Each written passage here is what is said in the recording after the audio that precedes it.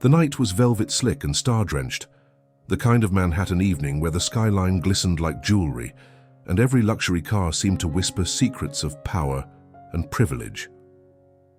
Inside the glass-paneled gala hall perched atop the Hudson, the city's elite mingled beneath chandeliers so massive they looked suspended by faith, not physics. The Future Forward Foundation fundraiser was the place to be, part philanthropic endeavor, part ego parade, and tonight, a playground for titans of sport, business, and media. Giannis Antetokounmpo stood near the edge of the room, half listening to an aging fashion mogul talk about supply chain disruption. Dressed in a tailored navy suit that couldn't conceal the power in his frame, Giannis nodded politely, his mind elsewhere. Beside him were his brothers, Thanasis and Alex, each carrying themselves with the same mix of humility and sharp awareness that came from years of being underestimated. Their presence was magnetic. It was quiet strength. In a room full of showmen, the Antetokounmpo family didn't need to perform. Enter Connor Blayton. He didn't walk into rooms, he occupied them. The 41-year-old tech billionaire had made his fortune designing enterprise-level predictive AI platforms, but his real talent was cultivating the image of a provocateur genius. With a disarming smile and the permanent posture of someone mid-pitch, Connor thrived on disruption, not just in the market but in social settings. To him, offense wasn't just a risk, it was a strategy. Flanked by two venture capitalists and a pop star he'd been dating for 3 weeks, Connor spotted Giannis from across the room. He paused, smirked, and leaned into his group. You know who that is? The Greek freak. Incredible athlete, inspiring story. And the entire family cashed in on it. A startup with sweat equity. They laughed. Not because it was funny, but because it was Connor. Later that night, the host of the gala, an overly polished media entrepreneur, announced an impromptu spotlight speech segment where select guests could offer spontaneous remarks about legacy, innovation, or giving back. Connor's name was the first called. He strutted onto the stage, half-sipped whiskey in hand, grinning like he was about to unveil a new product. The room hushed in anticipation. He didn't look at the teleprompter. He never did. When I think of greatness, he began, I think of people who rise above their station, who rewrite their odds. You know, guys who go from selling trinkets on the street to buying skyscrapers. A murmur ran through the audience. No offense, Giannis, he added with a wink. I mean that as a compliment. A few chuckles, polite, uncertain. But let's be real, Connor continued, swirling his glass. Sometimes when you're trying to build an empire, it helps to have your whole family in on the hustle. Like a Greek startup, everyone has equity. You got the product, the marketing team, the distribution, all in-house. His voice dripped condescension masked as wit. Thanasis shifted in his seat. Alex's jaw flexed. Connor went on, I admire it, honestly, that kind of hustle. Because when you grow up needing every meal, failure isn't an option. It's a death sentence. That pressure, it builds diamonds, or at least millionaires. This time the silence wasn't confused, it was tense. Smiles faded. One of the auction sponsors put down his drink. A former Olympian at the next table raised an eyebrow. But Connor didn't notice. He was too busy performing for the mirror in his mind.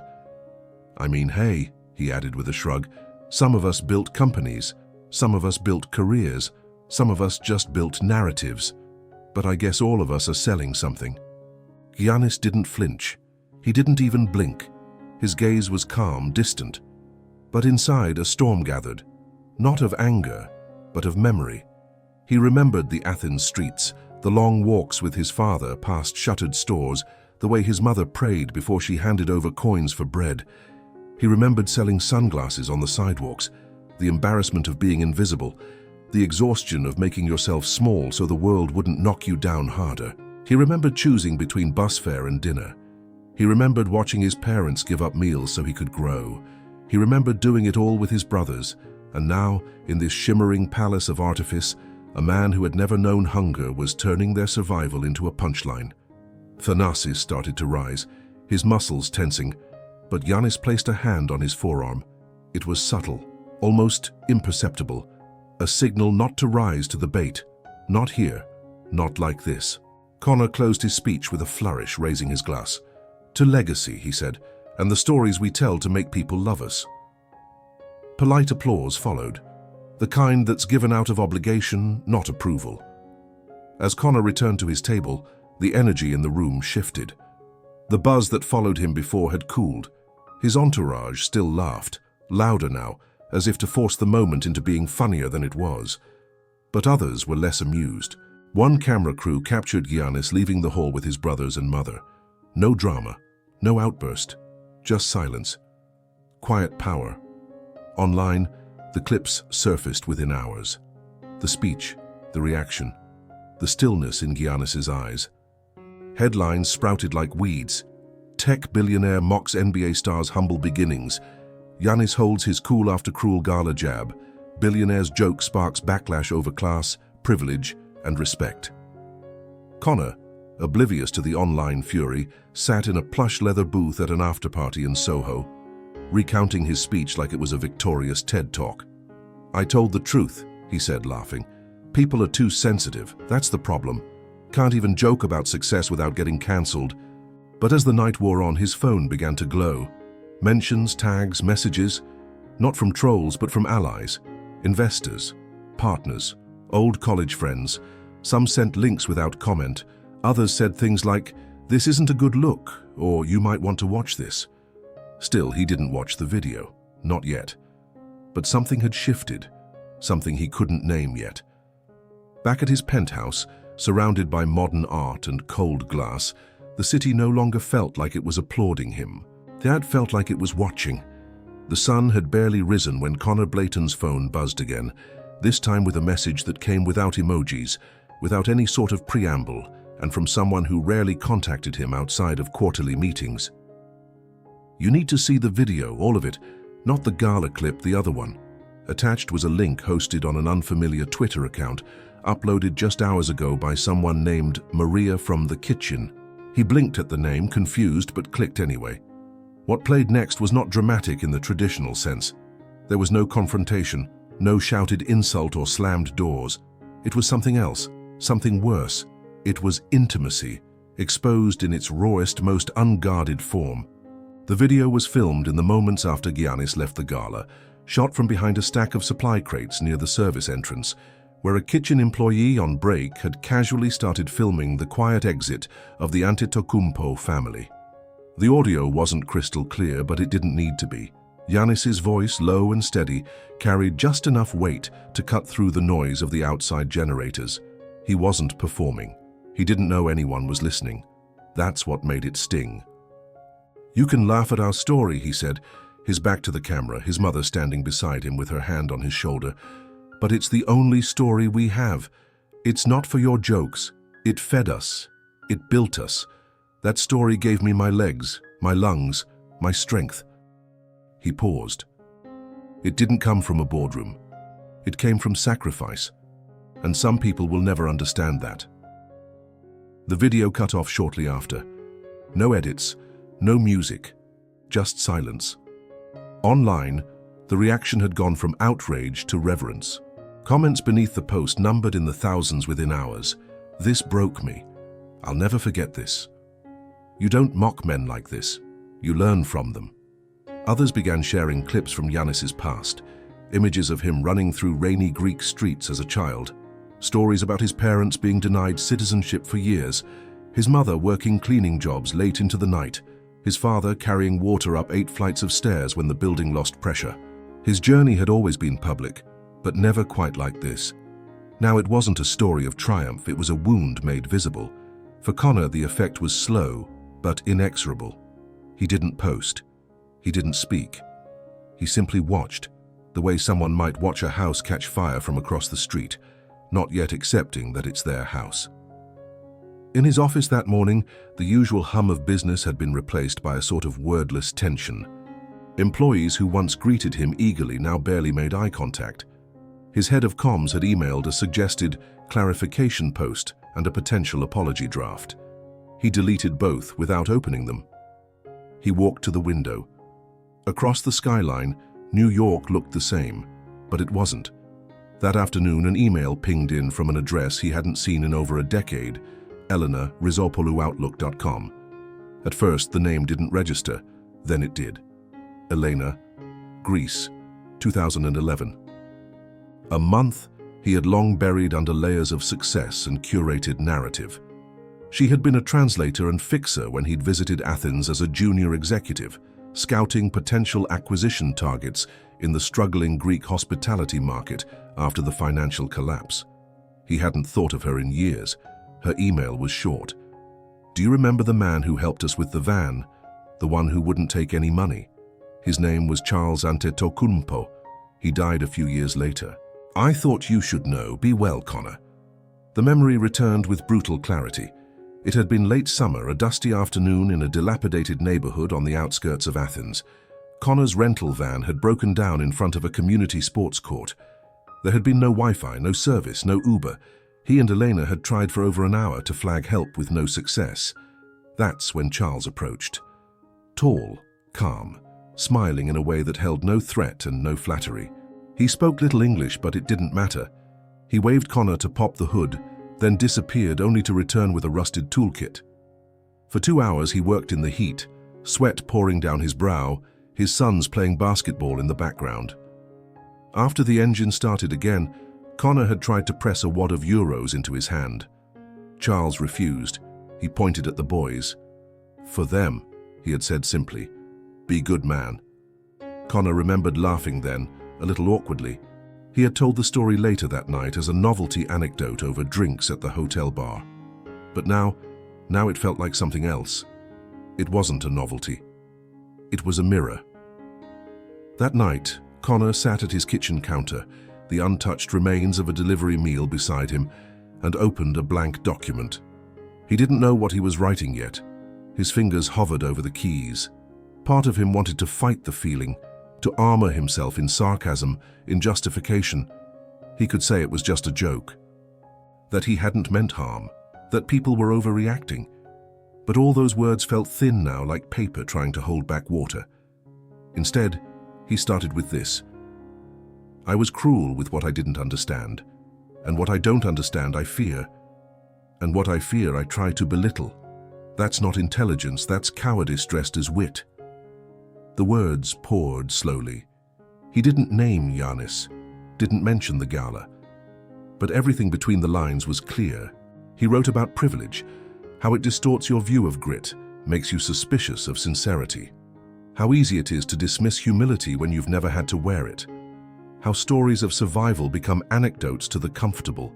How he had stood in a room full of people and used a family's legacy as punchline to his insecurity. He didn't share the letter. Not yet. The next morning, instead of calling his publicist, Connor called his finance manager.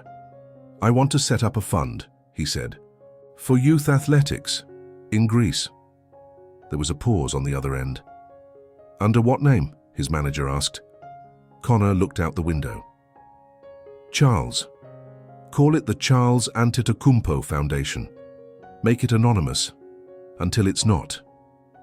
The fund launched quietly within the week with a $2.5 million seed donation.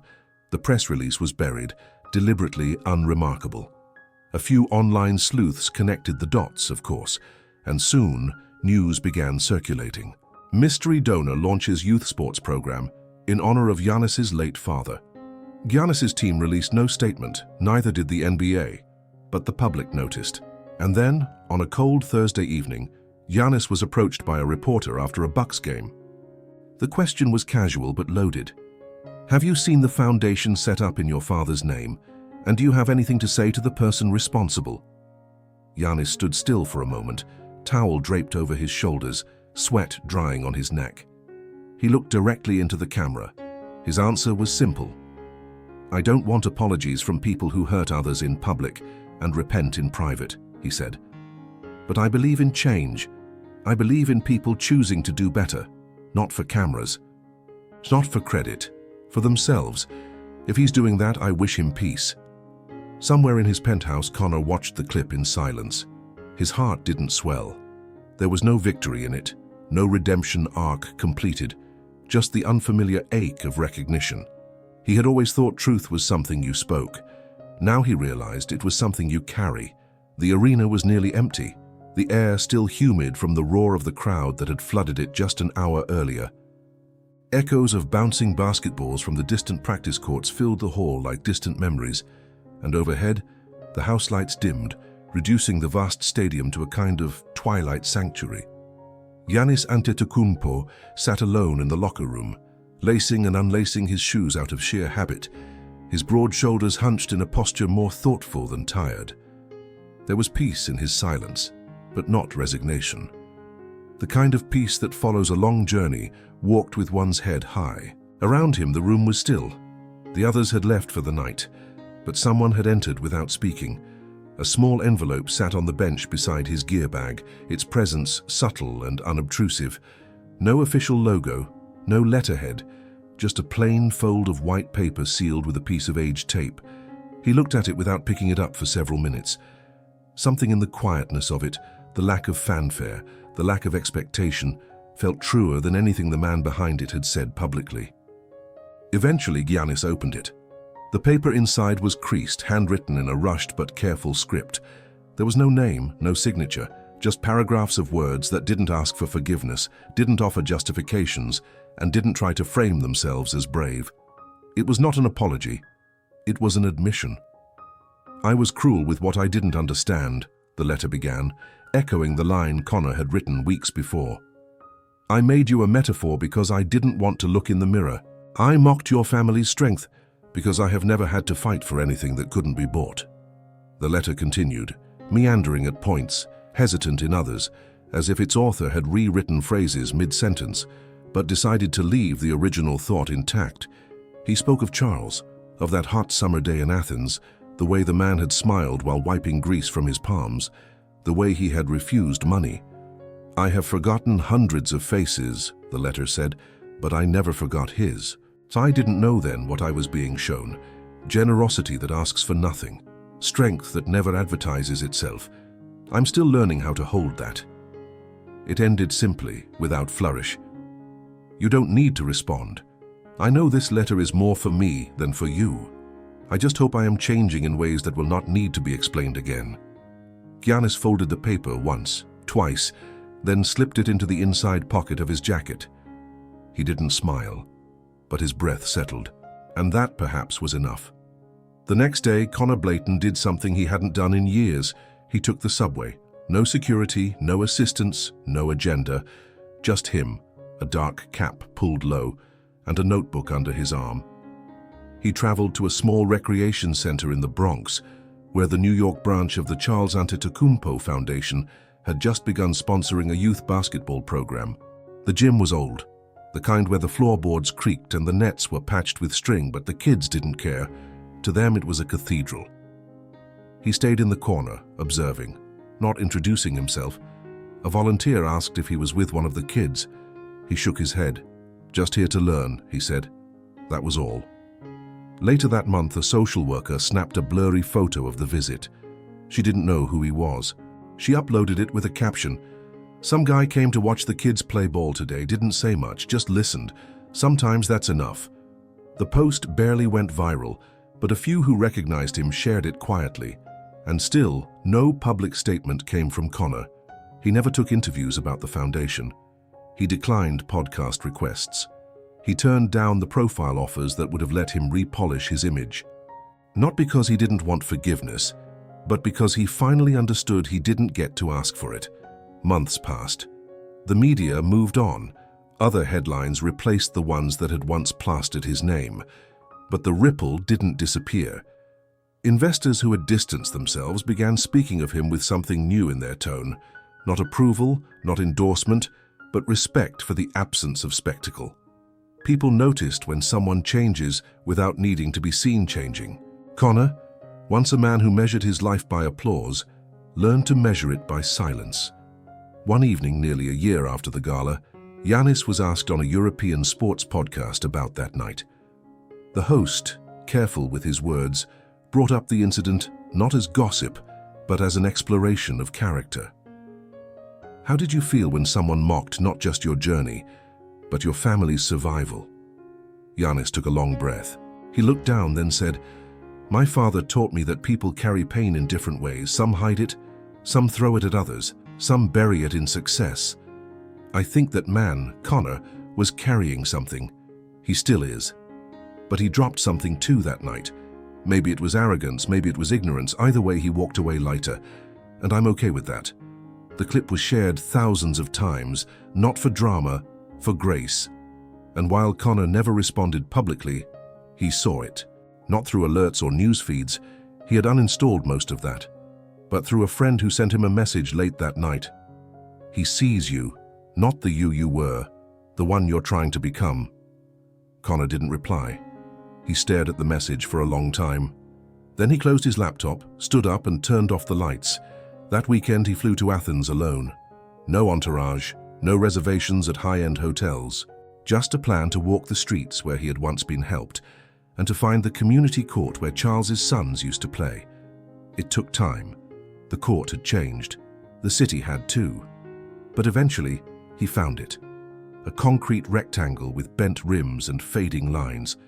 A mural had been painted along the back wall, Giannis soaring through the air, arms outstretched, and below him, in smaller lettering, the words, "For those who rise without forgetting the ground beneath them."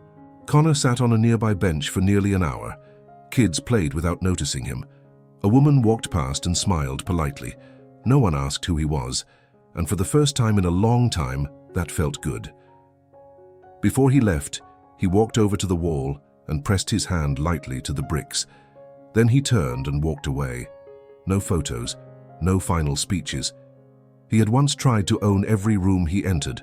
Now, he was learning to simply belong.